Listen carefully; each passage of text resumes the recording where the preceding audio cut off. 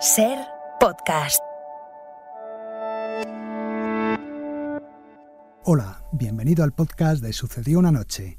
En este episodio celebramos el 50 aniversario del estreno de Mi querida señorita, una película adelantada a su tiempo que inauguró para el cine español la temática transgénero.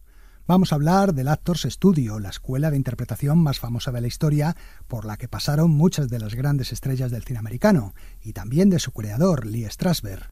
Y en nuestra sección de musicales os traemos esta semana una de las cumbres del género, El Rey y yo, con Jules Brynner y Deborah Kerr. Espero que os guste. Bienvenidos a Sucedió una noche, un programa dedicado al mejor cine de todos los tiempos. I wanna hide from the sun, I wanna live in the dark, I wanna go to the movies. Nobody's waiting outside, but I feel alright, 'cause I'm here on my own. I can kiss Marion and Jane, I can sing in the rain, I can be Superman. I'll never come out again. Las estrellas míticas, los grandes directores, las películas inolvidables. Dirige y presenta Antonio Martínez. Muy buenas a todos y bienvenidos a Sucedió una noche. Hoy vamos a recordar un clásico del cine español de los años 70. Mi querida señorita. Eso es, Mi querida señorita, de Jaime de Armiñán. Hablaremos del Actors Studio, del método y de su creador, Lee Strasberg. Estoy un poco nerviosa. No seas tímida, Sira, ven aquí. ¿Qué vas a representar? Una escena del Coloso en llamas. Y en la sección de Jack Bourbon tenemos una de las películas favoritas de Pamela Anderson. ¡Oh, qué fuerte! ¡Qué fuerte! Llevaba años sin verla. ¿Qué coño es? ¿No has visto El Rey y yo? Dios mío, esta es una de mis pelis súper favoritas. Eso es al menos lo que ella dice en la miniserie de Disney Plus, Pam y Tommy. Todo esto y algunas cosas más en un programa que comienza ya mismo. I wanna hide from the sun, I wanna live in the dark, and I'll never come back. El espectáculo está a punto de comenzar. Pero no se alarmen ustedes, no les cobraremos la entrada. Es que yo me pongo enferma con tanta españolada y con tanto trabuco, sombrero catite y patillas. Sucedió en el cine español. Perdone, ¿españolada dice? ¿Y qué se supone que debemos hacer en el cine español? ¿Alemanadas? Sí. ¿Hungaradas? ¿Americanadas? No, hombre, no, pero entiéndame. La historia de nuestro cine. Este jueves 17 de febrero se han cumplido 50 años del estreno de Mi querida señorita, de Jaime de Armiñán, una película arriesgada y adelantada a su tiempo que se convirtió en uno de los títulos fundamentales de la década de los 70, inaugurando para el cine español la temática transgénero.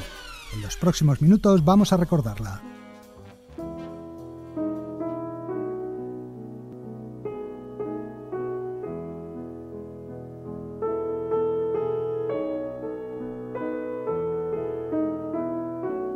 Fue la película española más taquillera de 1972. Casi 2 millones de españoles acudieron a las salas a ver Mi querida señorita, atraídos por el morbo de ver al popularísimo José Luis López Vázquez caracterizado como una mujer. No sé si soy una mujer normal. ¿Has tenido alguna vez contacto físico con una mujer? No. Dios me libre. ¿Y con un hombre? Tampoco. ¿Qué edad tienes? 43.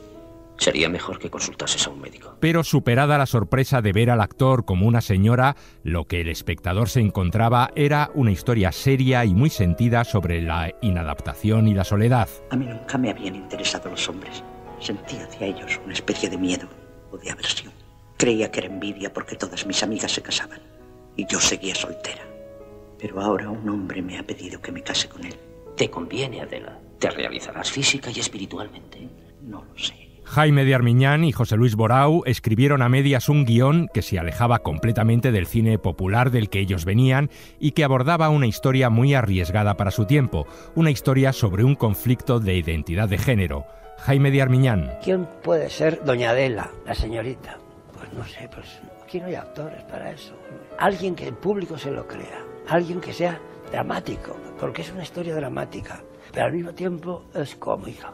Y entonces dijimos, José Luis López Vázquez. López Vázquez aceptó el encargo mientras Armiñán y Borau reescribían una y otra vez la historia para conseguir que la censura aprobara el guión. Y seguimos haciendo versiones, porque creo que hay 7 versiones distintas de Mi querida señorita. El guión fue aprobado, pero poco antes de comenzar el rodaje se encontraron con que López Vázquez se echaba para atrás.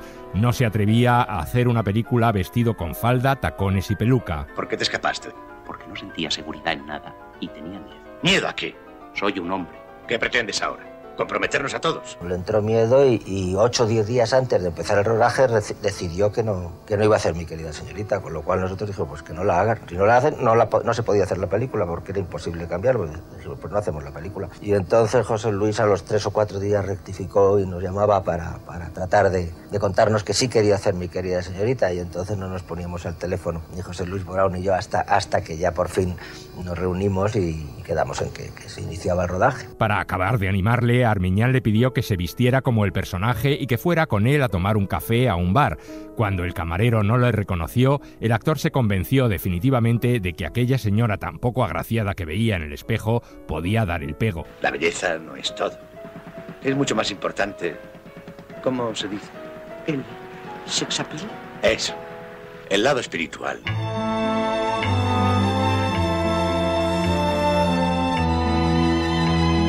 Mi querida señorita cuenta la historia de una mujer de mediana edad que vive con su criada en una pequeña ciudad de provincias.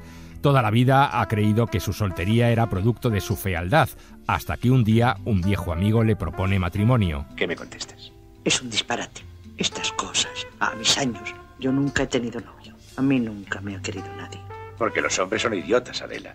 Y no me excluyo. Déjame pensarlo. Es entonces cuando decide enfrentarse a las dudas que le han acompañado desde siempre y viaja a Madrid para consultar con un médico. Le agradeceré que me hable sin rodeos. Yo soy una mujer fuerte y valiente. Ya lo sé. Y tienes razón en todo, excepto en una cosa. Es usted fuerte y valiente, pero no es usted una mujer. No lo es. A partir de entonces decide asumir su verdadera identidad y comenzar una nueva vida lejos de su ciudad. ¿Nombre? Juan Castro Molina. Sexo, varón. ¿Edad? 43. ¿Estado? Soltero. En 1972 el franquismo vivía por entonces sus últimos años, pero todavía estaba vigente y es algo que se ve claramente en la película. La férrea organización social, la represión sexual o el papel poco relevante reservado a la mujer en la sociedad. Ese novio no me gusta para ti. No es un novio. ¿Qué es entonces? Un amigo como los otros. Más a mi favor. Resérvate para el matrimonio con un hombre bueno y honrado. Y abróchate. El cine español abordaba por primera vez un conflicto de identidad de género y lo hacía con gran delicadeza y respeto, con un López Vázquez que se alejaba del clásico papel histriónico y afectado que los personajes travestidos solían representar en las películas. Usted no me conoce. Eso es lo malo, que no le conocemos. Lo del dinero aún puede esperar. Pero hay ciertas cosas, por muy modernas que parezcan, con las que no estamos de acuerdo. Y de gracias que no avisemos al 091. Borau y Armiñán consiguieron evitar la censura a base de sobriedad.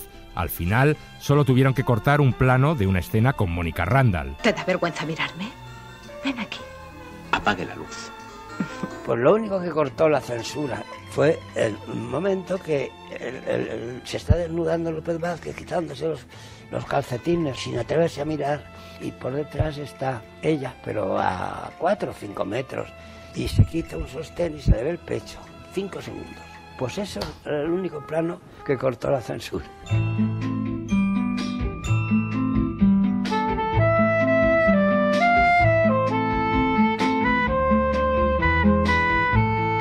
Toda la película se basa en la fuerza interpretativa de José Luis López Vázquez, que compuso uno de los papeles más hondos de su carrera, y eso que durante el rodaje el actor no se sentía del todo confiado. Se negaba a todo, no quería tocar el piano con las manos. Mis manos tienen que ser las de una mujer, fueron las suyas, y lo hizo divinamente, ¿no?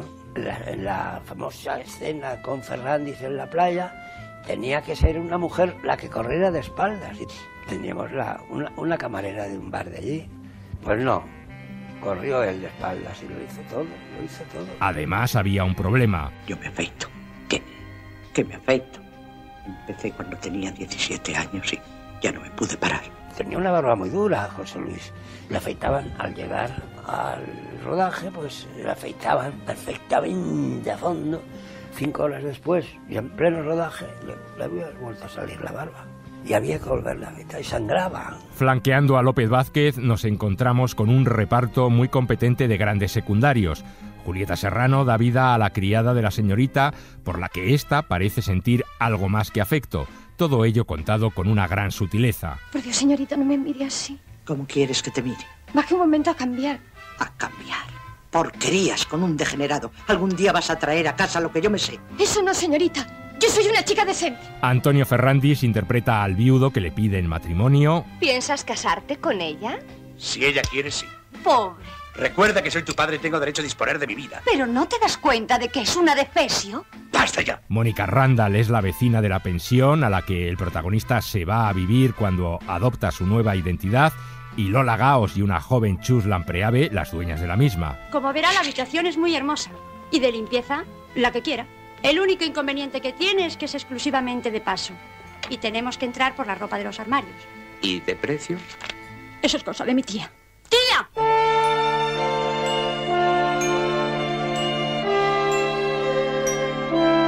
Mi querida señorita fue un éxito inesperado de público y fue nominada al Oscar a la mejor película de habla no inglesa. Oscar que ese año ganaría Luis Buñuel con la producción francesa El discreto encanto de la burguesía. En Hollywood, Armiñán conoció a Frank Capra, a Billy Wilder o a George Cukor, que se deshicieron en elogios hacia la película y en especial hacia el trabajo de José Luis López Vázquez. Realmente Cukor me dijo, yo nunca he visto una interpretación igual a este. Este es el mejor actor que hay ahora en el mundo. Eso me lo dijo a mí. Cukor estaba tan entusiasmado con él que le propuso al actor que se quedara en Hollywood para iniciar una carrera en el cine americano. Lo primero que le propuso a López Vázquez fue que se quedara en Los Ángeles 2 años para aprender inglés y ir a clase de inglés.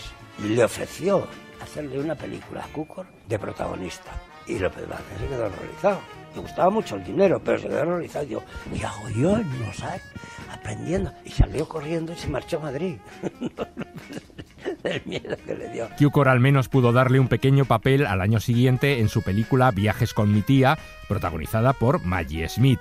Eso sí, López Vázquez rodó sus escenas en Madrid y en español. Mi querida señorita se ha convertido en un clásico imprescindible de nuestro cine. Una película adelantada a su época que cuenta además con uno de los mejores finales que se recuerdan en el cine español. No os lo contamos. Os animamos a que lo descubráis vosotros mismos viendo esta película que 50 años después de su estreno todavía emociona y nos hace pensar.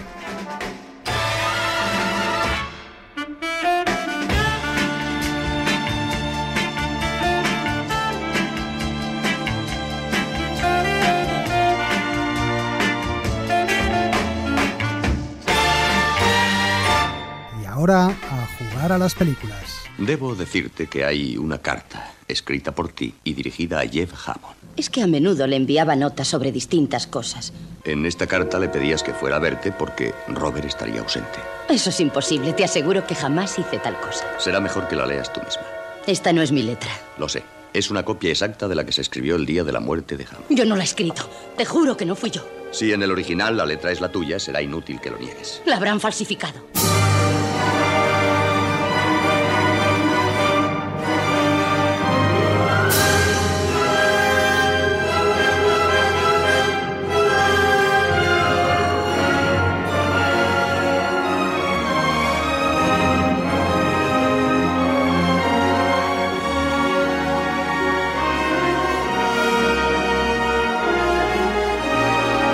¿Dónde aprendiste a hacer eso? Cuando era chaval, en Trinidad, en las calles con las naranjas. ¿Quieres jugar un partido contra los alemanes? ¿Por qué no?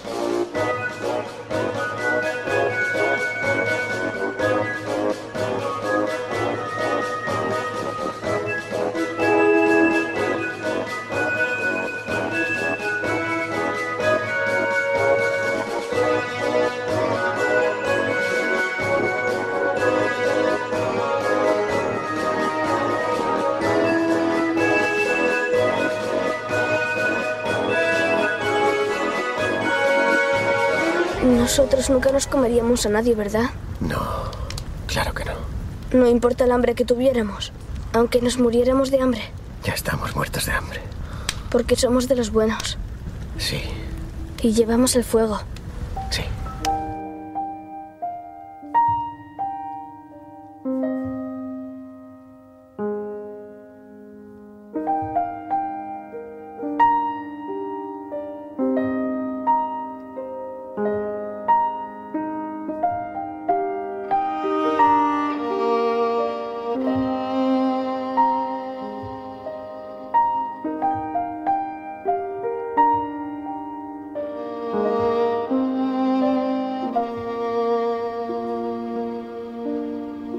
Tres diálogos de películas y 3 fragmentos de sus bandas sonoras eran, como siempre, las pistas.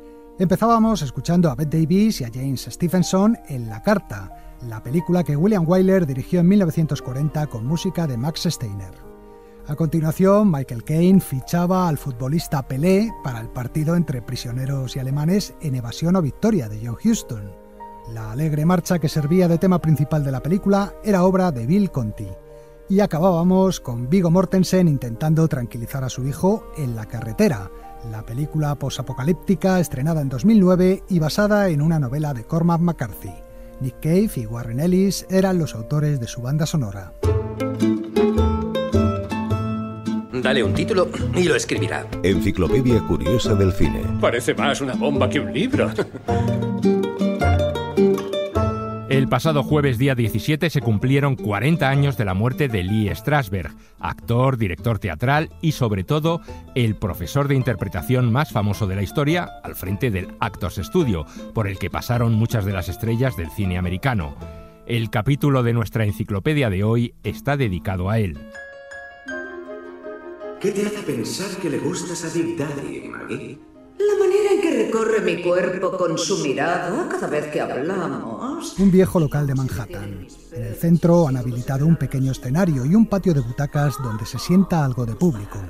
Unos actores interpretan sobre las tablas el fragmento de una obra. Cuando terminan, se vuelven hacia un señor algo mayor que el resto que se sienta en la primera fila. Pero bueno, ¿qué estabais intentando hacer? A partir de esa pregunta comienza el diálogo entre los asistentes. Un diálogo sobre la escena y cómo la han interpretado los actores. Yo creo que es una opinión, no quiero decir que tenga razón con ello, pero en mi entender, modestamente, Mary, te llamas Mary, ¿verdad? Sí. Me da la sensación, es una sensación, insisto, que Mary no llega a transmitir completamente. Los jóvenes hablan con timidez, como si les intimidara el hombre de la primera fila. Al final, ese señor se sube al escenario, coge un micrófono y empieza una disertación mientras el resto saca sus cuadernos y toma apuntes. Muy bien, amigos. Les voy a dar ahora mi opinión sobre este debate que acaba de producirse en el seno del grupo y que nos da pie a una interesantísima reflexión. ¿Hasta qué punto deben exteriorizarse los sentimientos profundos de los personajes? Los que representan la obra y el público son estudiantes. El viejo local es el Actors Studio y el hombre del micrófono se llama Lee Strasberg, una especie de gurú de la actuación. La forma de aprender y de entender la interpretación de Strasberg era conocida como el método. Habla de tus experiencias, sé sencillo, sé sincero, pero sobre todo, sé tú mismo. El método, o más bien el embrión del método, había nacido a principios del siglo XX en Rusia de la mano de Konstantin Stanislavski, actor y director de escena. La idea fundamental era que el actor no tenía que imitar los gestos o las características del personaje, sino sentir lo que ese personaje sentía. No interpretes nunca un papel que no sientas. No digas él o ella como la última semana cuando interpretaste Kitty. ¿Entendido? Si no sientes el papel, no puedes interpretarlo.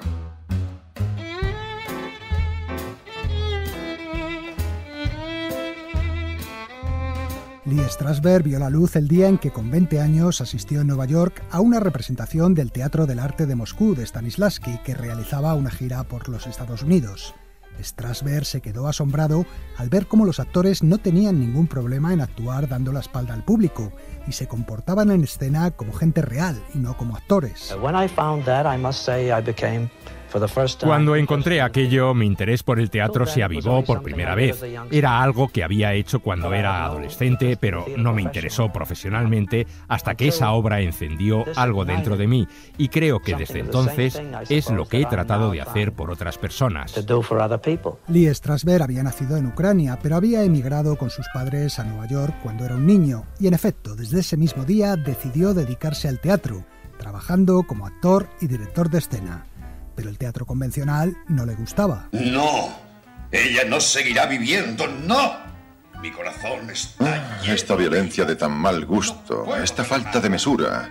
No, decididamente no me gusta Shakespeare. Él deseaba un teatro más realista y comprometido, y así en 1931 se convirtió en uno de los fundadores del llamado Group Theatre, una compañía en la que había gente como el actor John Garfield o los futuros directores Elia Kazan y Nicholas Ray. El Group Theatre se inspiraba en el teatro soviético y llevaba a los escenarios obra de compromiso político y social. Has escrito algo rompedor. Nunca un musical americano ha tratado problemas sociales. Dentro de la compañía, Strasberg imponía el método Stanislavski, algo que no gustaba a todos. Esto no es un juego, esto es un trabajo muy duro, y si no estáis dispuestos a dejaros la sangre en ello, entonces no vale la pena, porque nunca llegaréis a nada con vuestros descansos para tomar un café. Haréis obras sin ningún valor, sin alma. Al verse rechazado, Strasberg se fue a Hollywood a probar suerte en el cine como director, pero allí no encajó tampoco y su trabajo quedó reducido a filmar pruebas de pantalla y documentales de guerra. Tras el fin de la Segunda Guerra Mundial, regresó a Nueva York y en 1947 fundó, junto a Elia Kazan, un taller de interpretación al que llamaron Actors Studio. ¿Cómo de atrevido quieres que haga el personaje? No tienes que ponerte muy pornográfico, pero tampoco temas ser directo. Al frente del Actors Studio, Strasberg empezó a diseñar su propia versión del método Stanislavski. Había que llegar a sentir lo que siente el personaje y para ello el actor debía buscar en su vida y en sus propias experiencias un sentimiento parecido. Si algo impedía llegar a ese sentimiento, había que superarlo. Lo contaba una de sus alumnas, la actriz Ellen Burstyn. Él te hacía preguntas y era como si tu respuesta fuese un hilo de nuevas preguntas una tras otra hasta que llegaba más y más profundo en tu interior y finalmente alcanzaba el punto donde eras frágil y estabas expuesta y desde ese punto debías actuar. Aquello se parecía mucho al psicoanálisis. Le gustaba llegar a lo que Strasberg llamaba memoria afectiva, una especie de regresión en tu vida para encontrar esos momentos parecidos a los que el actor representaba en la obra. Eli Wallace. Una vez le dije a Lee, lo que haces es peligroso, no debes practicar la psiquiatría sin licencia. Eli Wallace fue uno de los muchos actores que pasaron por el Actors Studio. Y Marlon Brando, Paul Newman, Montgomery Clift, Geraldine Page, Steve McQueen, Karl Malden, Jane Fonda o Martin Landau. Escuchamos a este último.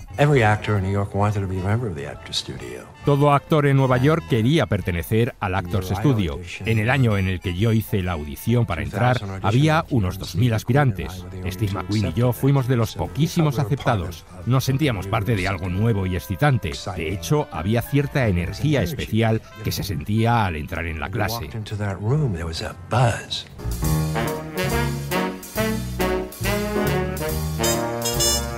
Strasberg diseñó una serie de ejercicios para los actores. Lenguas fuera, abajo, a un lado, al otro, dando vueltas. Algunos eran técnicas de preparación para la actuación o de relajación. Otros, como los llamados momentos privados, incidían en la propia personalidad de los actores, para que a través de sus vivencias supieran encontrar el discurso del personaje. Las palabras son el lienzo del actor, los labios los pinceles y su lengua los colores de la paleta. Cuando habla, pinta retratos. El Actors Studio y su método se pusieron de moda, pero las críticas no tardaron en llegar. ¡Basta! ¡Esto no figura en la obra! ¿Y qué? Su obra está vacía. Hay que darle un poco de vida. Y lo llaman un drama. Pobre drama. Los actores de la escuela británica eran los que más lo rechazaban. Laurence Olivier, por ejemplo, decía que prefería repetir una escena 10 veces hasta que saliera bien que pasarse horas discutiendo sobre abstracciones. Y Peter Ustinov explicaba lo siguiente. Conozco actores que son fanáticos del método. Cuando ensayas con ellos tienden a distorsionar el texto porque la emoción para ellos es más importante que las palabras. El propio Lee Strasberg y su forma de trabajo tampoco se libraban de las críticas. Era un hombre con mucho temperamento, colérico y manipulador, casi un tirano. Convirtió el método en una religión, la forma única y verdadera de abordar la interpretación, y él era, por supuesto, el sumo sacerdote. Decidía personalmente quién entraba al Actors Studio y quién no, y según sus detractores siempre elegía a aquellos que tenían una personalidad más frágil, gente a la que podía dominar.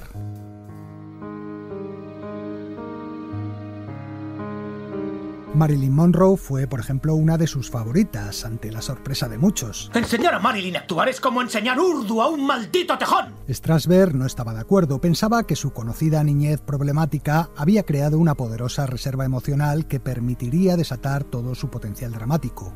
Así lo recordaba el actor Ben Gazzara.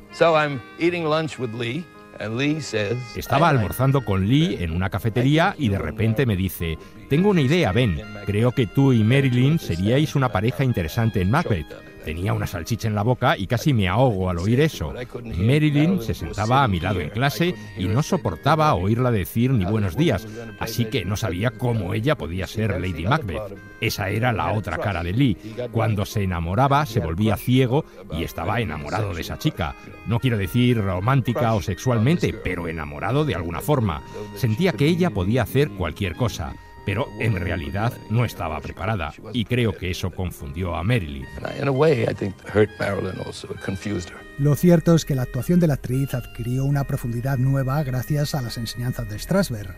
A partir de Bus Stop, la primera película que rodó tras unirse al Actors Studio, el público pudo ver a una Marilyn más introspectiva, que daría su mejor versión en Vidas Rebeldes de John Huston. ¿Por qué está tan triste?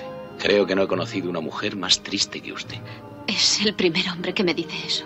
Siempre han dicho que soy muy alegre. Paula Strasberg, la mujer de Lee, se convirtió en una especie de segunda madre para ella y la acompañaba a todos los rodajes, algo que disgustaba enormemente a los directores, ya que Marilyn solo atendía las instrucciones de Paula. Laurence Olivier, por ejemplo, que la dirigió en El Príncipe y la corista, llegó a desesperarse durante el rodaje. Creo que dirigir una película debe ser casi el mejor trabajo que jamás se ha inventado. Pero Marilyn me ha curado de querer hacerlo otra vez.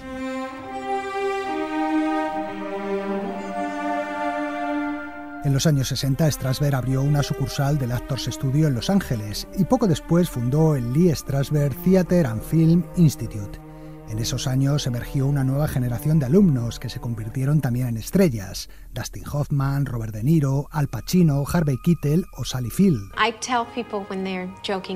Cuando la gente bromea sobre el método, les digo que yo sigo utilizándolo. Lo usé cuando hacía Norma Rae, pero también cuando hago películas comerciales y comedias tontas. Soy en esencia una actriz del método. Preparo todos mis papeles usando las técnicas que me enseñaron y de esta forma nunca pierdo la esencia del personaje.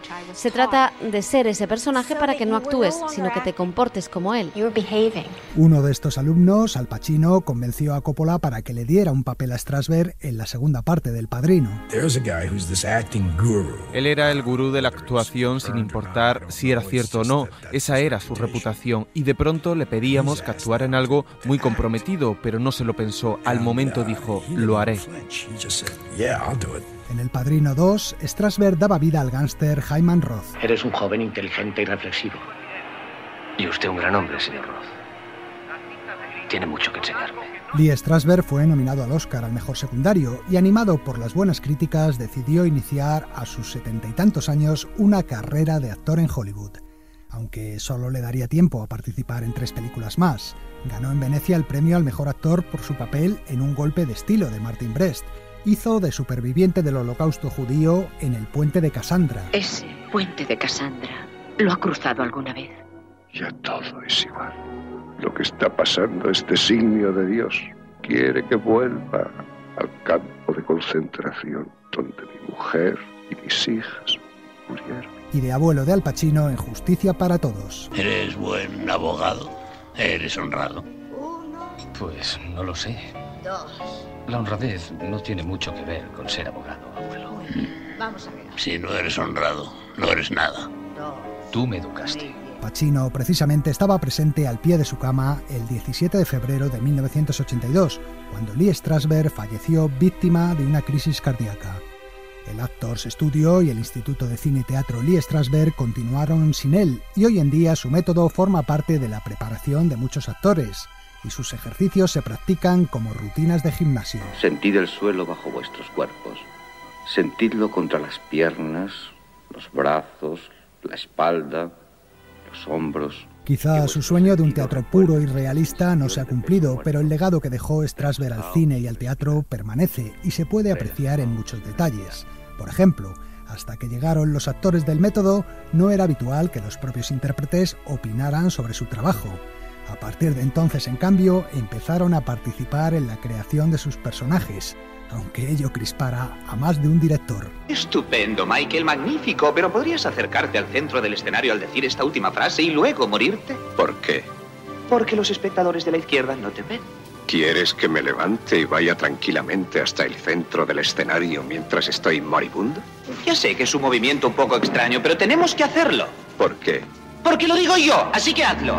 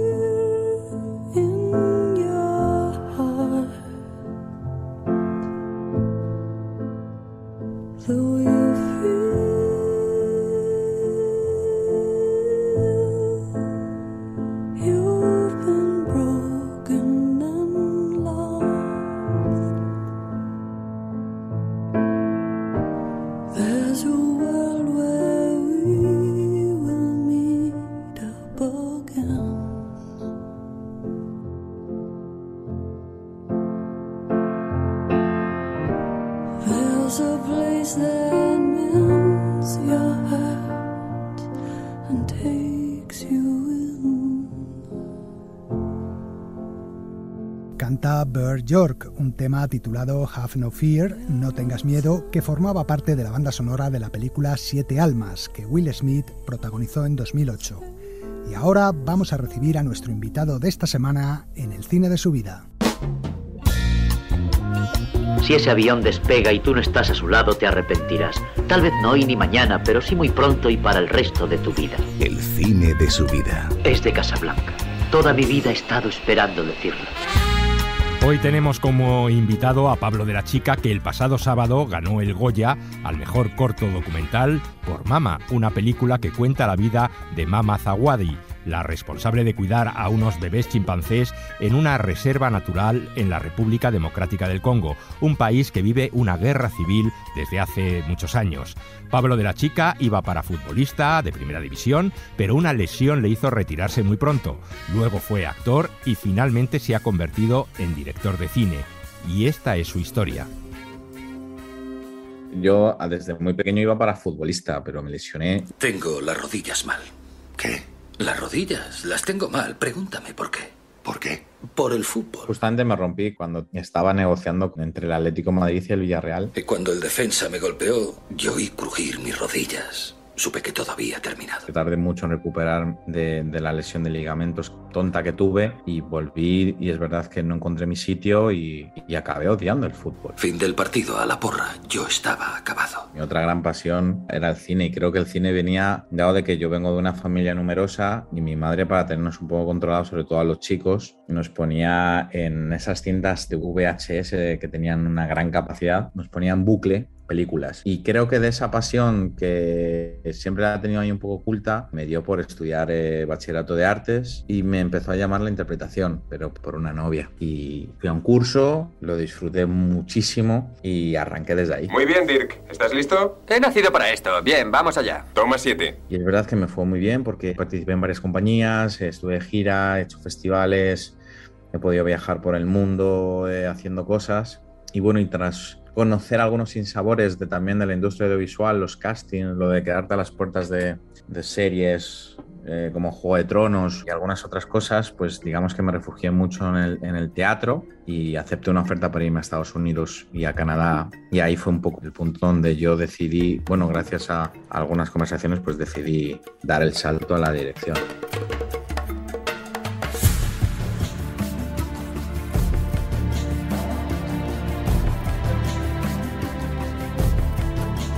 Siempre voy con una agenda apuntando historias. Una de esas historias era niños soldados que pudieron viajar de escuchar disparos al Camp Nou. Entonces siempre me quedé con ese titular y dije, bueno, mi primer proyecto va a ser buscar a este niño. My name is Mugiru Regan. I am 5 years old. I am a killer, I am a striker.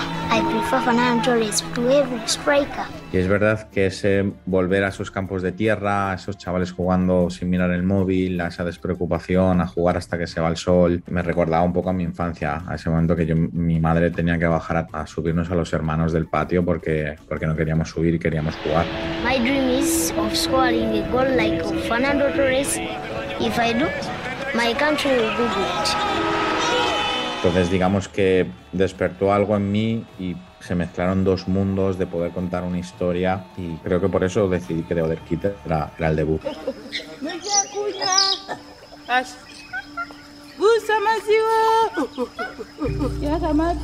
48 horas antes de iniciar el rodaje de The Other Kid, que justo estaba llegando el equipo, es cuando conozco a Lorena y Lorena me cuenta la historia de Mama Sawadi. Y es esas historias que te la cuentan y dices, yo tengo que verlo con mis ojos y lo tengo que grabar.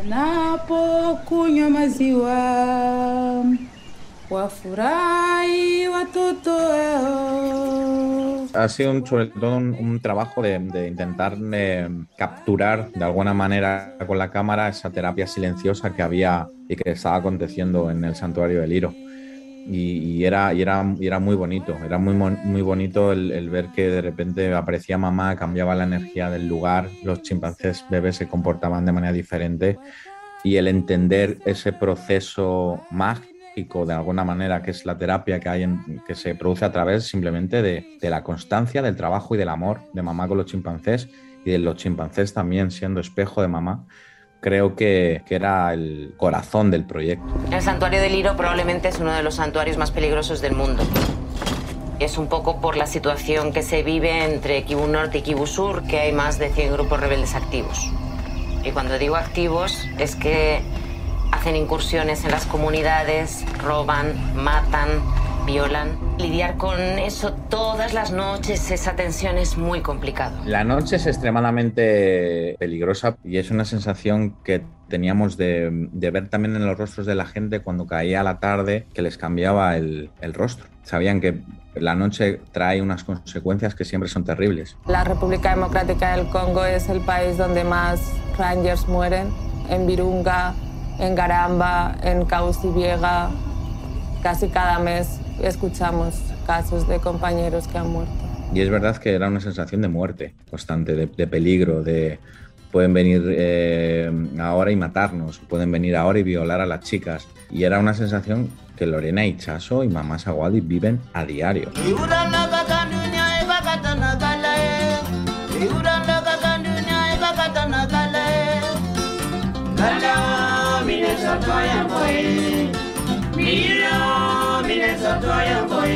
Es verdad que el documental obliga al espectador a confrontar la realidad cruda y como es, porque la cámara es completamente objetiva y es lo que está viendo justamente además el operador.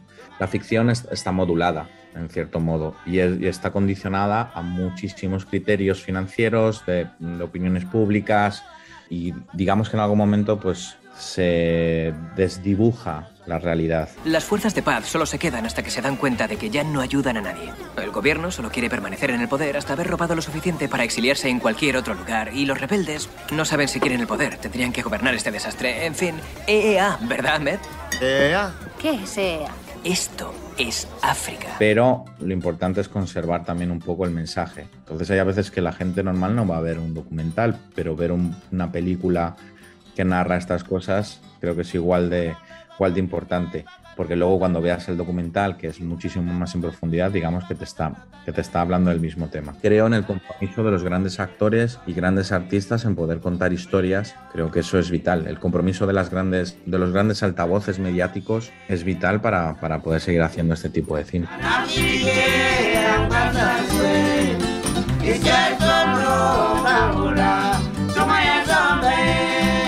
Sucedió una noche.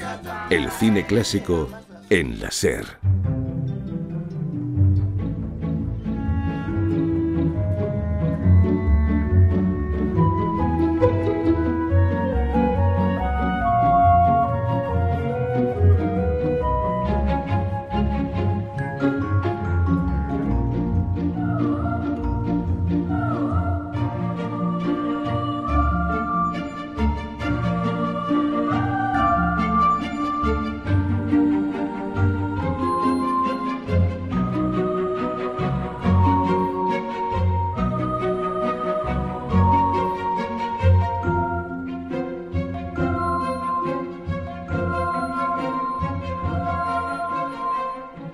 tema tiene el aire inconfundible del compositor Danny Elfman, el favorito de Tim Burton, pero en este caso no pertenece a una película suya, sino de Gus Van Sant.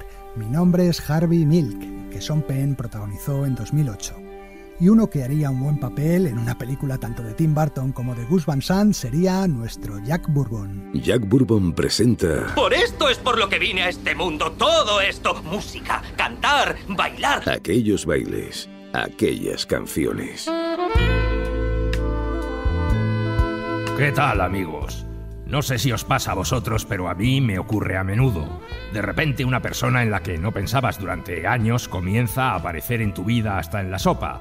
Me ha ocurrido en los últimos meses con la actriz Rita Moreno. Primero hicimos un reportaje sobre ella con motivo de su 90 cumpleaños. Luego hablamos de su papel en West Side Story en esta sección. Al mismo tiempo la vimos en la nueva versión de esta película que ha rodado Spielberg. Hace un par de semanas la citábamos entre los actores puertorriqueños que siguieron la estela de José Ferrer. Y hoy vuelve al programa como una de las protagonistas del musical que os traigo, El Rey y yo, dirigida por Walter Lang en 1956. No sé qué será, pero parece que el universo me quiere decir algo en relación a Rita Moreno. Ya lo descubriré. De momento vamos a recordar El Rey y yo, uno de los musicales más deliciosos de la historia, que contiene además algunas de las secuencias más recordadas del género.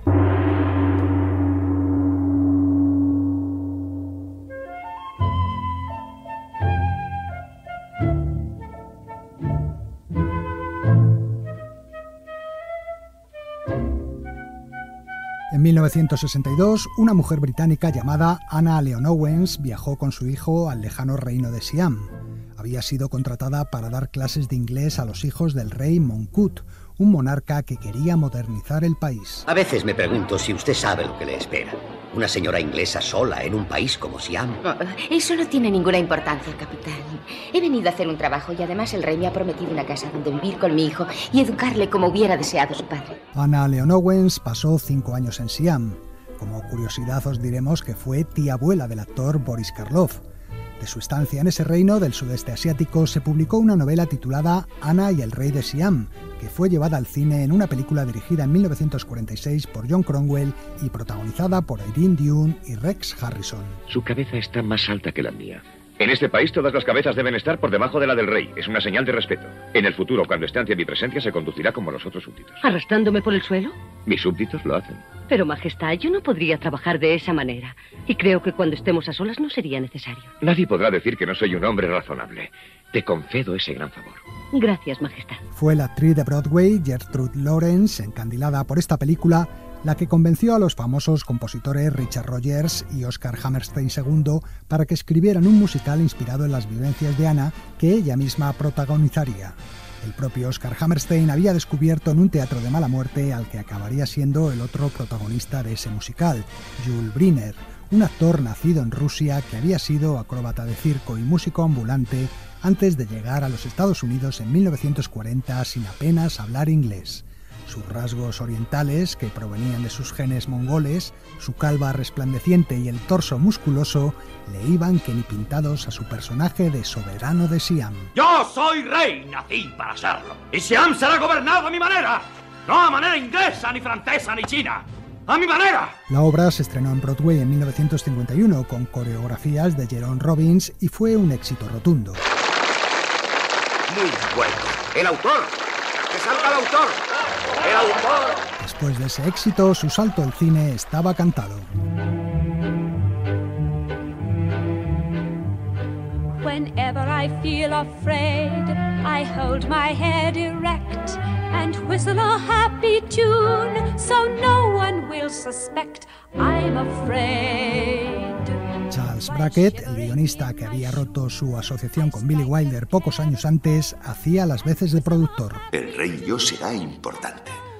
Le verán millones de personas. Brackett quería una producción a lo grande y la Fox no escatimó recursos para la película. He de pagar 20 libras todos los meses. Muchísimo dinero. 20 libras inglesas.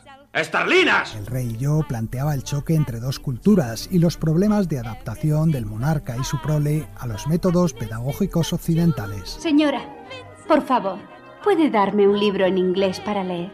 Sí, claro, pero los tengo todavía en la maleta. Cuando se confeccionó el reparto de la película, no hubo ninguna duda en quién debía interpretar al rey. Yul Brynner. Así es, Brynner repetiría su papel de los escenarios, pero en lo referente al personaje de Anna sí había más dudas. Gertrude Lawrence había fallecido víctima de un cáncer y el magnate de la Fox, Darryl Zanuck, quería sustituirla por Maureen O'Hara, pelirroja natural como la propia Anna Leon Owens y poseedora de una excelente voz de soprano. Pero el compositor Richard Rodgers se negó en rotundo. Ninguna reina pirata interpretará a nuestra querida Anna. El músico se refería a la presencia de la O'Hara en varias películas de piratas, como El Cisne Negro, La Isla de los Corsarios o Los Piratas del Mar Caribe, un género que al parecer no le gustaba mucho. Fue el propio Yul Brynner el que recomendó entonces a Deborah Kerr. Veo que no teme a Rey. No tener miedo es bueno en mente científica. Creo que tal vez puede ser muy buena maestra. Deborah Kerr estaba entonces en lo más alto de su carrera. Había protagonizado grandes éxitos como De aquí a la eternidad o Quo Vadis. ¿Cuántos años tiene? No parece persona científica capaz de ser maestra de escuela. ¿Cuántos años tiene? Acabo de cumplir 150 años, Majestad. ¿En qué año nació usted? En 1712, Majestad. Eso sí, la actriz no sabía cantar y tuvo que ser doblada en los números musicales por la cantante Marni Nixon, que posteriormente haría lo mismo con Audrey Hepburn en My Fair Lady y con Natalie Wood en West Side Story. Getting to know you, getting to know all about you, getting to like you, getting to hope you like me. Getting to know you, putting it my way, but nicely. You are precisely my cup of tea. Una de las cosas que más destaca de la película es su vestuario. ¿Esto es lo que vas a llevar esta noche? Pues sí, ¿le gusta? Pues, ¿seguro que es lo acostumbrado? ¿Qué tiene de raro que lleve los hombros desnudos? ¿Sus propias esposas? Ah, sí, pero no es igual. Ellas no acostumbran a ir tan tapadas de todas maneras. Por lo tanto... ¿Por lo tanto qué? Es diferente. Durante el rodaje, Deborah Kerr tuvo que llevar puestos cerca de 40 vestidos, algunos de ellos muy pesados y llenos de pliegues, enaguas y aros de metal que le provocaban moratones en las piernas al bailar. ¿Tú llevas ropa interior? Toda señora inglesa que se precie de ir bien vestida lleva ropa interior. Soy de la opinión de que Inglaterra debe ser un país muy atrasado en este aspecto. Para la película no se compuso ninguna canción adicional, aunque sí se eliminaron algunos números del musical teatral. Sí se mantuvo, en cambio, la trama paralela del argumento. ¿Quién es Taptim? No es la protagonista. Taptim era una de las concubinas del rey que se fugaba con su amante gracias a la ayuda de Anna. No he hecho de menos mi casa, señora. No es eso. Es el amor que le tengo a una persona que no volveré a ver. Oh, pobrecita. Él es Lunta. Fue elegido para traerme aquí. Intentamos no enamorarnos, pero no pudimos evitarlo. Lo intentamos, de verdad. No le engaño, señora. No es fácil dejar de amar a un ser querido. Este personaje se le ofreció a Dorothy Dandridge, que acababa de hacer historia como la primera mujer afroamericana en ser nominada al Oscar a la mejor actriz por la película Carmen Jones. Sin embargo, Dorothy, aconsejada por su representante, rechazó el papel porque no quería interpretar a una esclava, ya que por entonces se la consideraba una heroína de la comunidad negra. Zanuck dice que Taptim es un buen papel. Está convencido de que me conviene mucho hacerlo. Las otras nominadas no tienen que interpretar a esclavas. Y el papel fue a parar entonces a la puertorriqueña Rita Moreno, a la que aludía antes Jack Bourbon. Y esta chica es un regalo de príncipe de Birmania. Acaba de llegar. Buenos días, señora. Me llamo Taptim.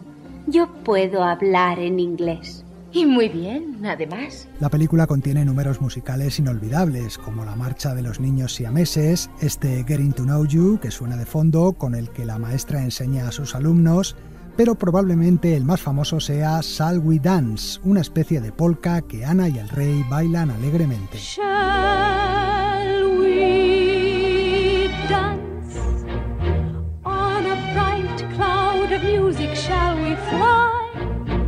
Shall we dance? Shall we then say goodnight and mean goodbye?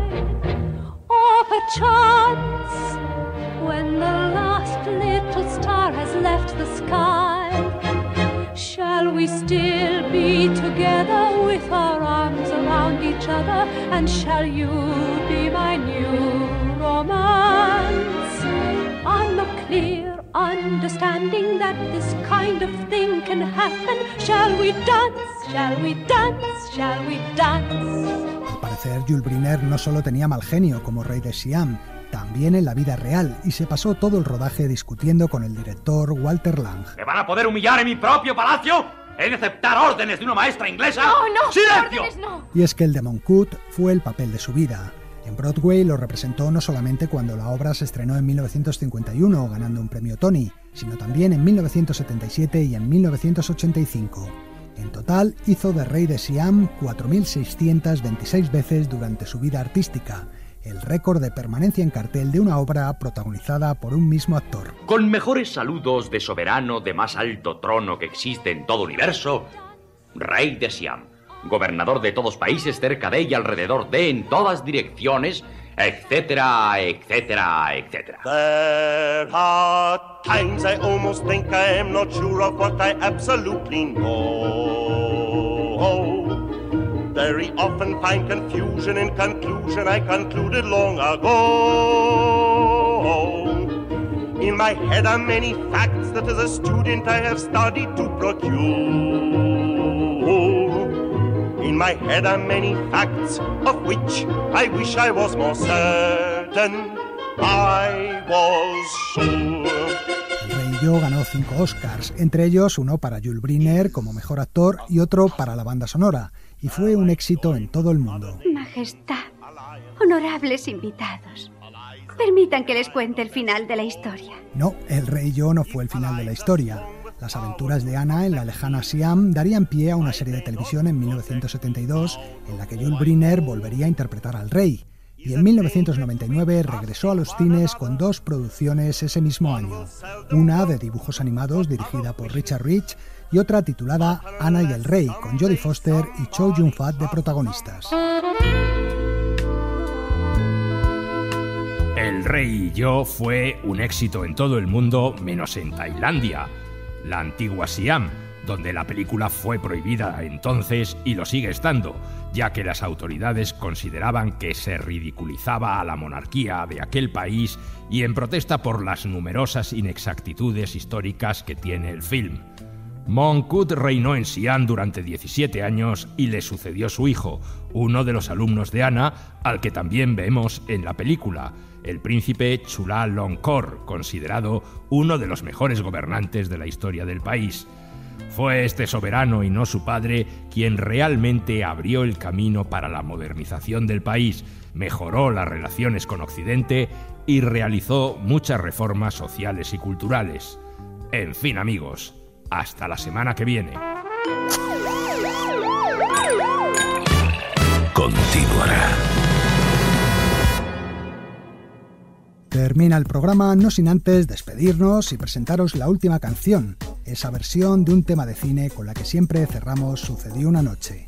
Es la británica Jessie Jake la que le da un toque dance a la canción de la película Orfeo Negro, Mañana de Carnaval. Y nada más, un saludo de Leo Castro y Antonio Martínez. Chao.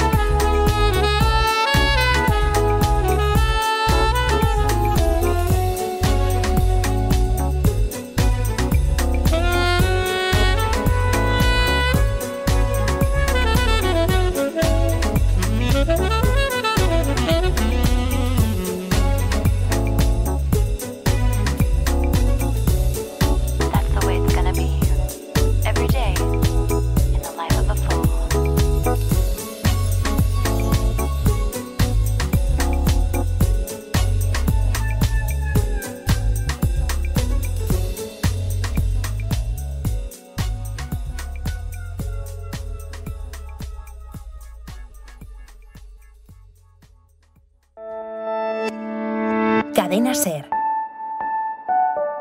La radio.